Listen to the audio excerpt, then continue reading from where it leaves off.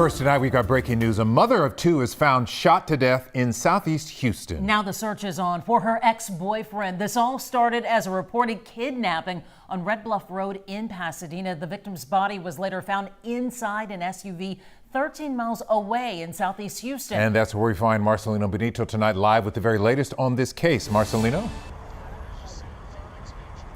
Well, Lynn and Mia, we are just 3 days into Domestic Violence Awareness Month, and Pasadena police tell us this is just that, an awful case of domestic violence in our community. As you mentioned, that victim's body was found here at this site in an abandoned SUV, but investigators tell us this woman's nightmare began hours earlier this morning. Let's get you out to that first scene. Pasadena police tell us they've received multiple 911 calls around 9:51 this morning from witnesses who reported seeing a man force a woman into a car at gunpoint.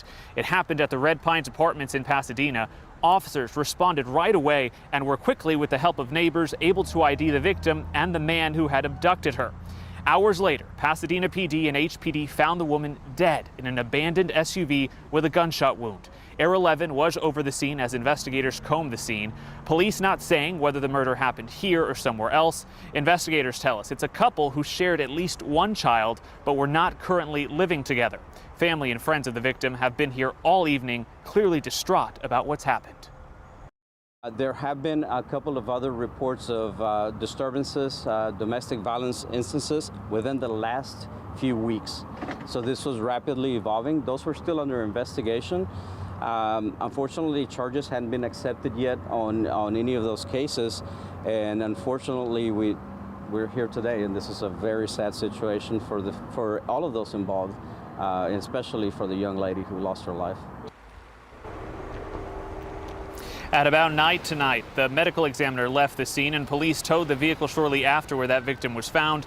Now that is evidence in this ongoing murder investigation. Police not yet releasing the suspect or victim's name. Family and friends, though, have ID'd both for us, and records do show a history of domestic violence. Now, the fact that this victim filed reports and tried to get charges pressed against this man at least twice in recent weeks will raise more questions that do need to be answered. But at this point, Pasadena police focused on finding this man. They're encouraging him to turn himself in. We'll have updates for you in the morning. Back to you. So many of these cases we've been reporting on over the years. Marcelino, thank you for the update.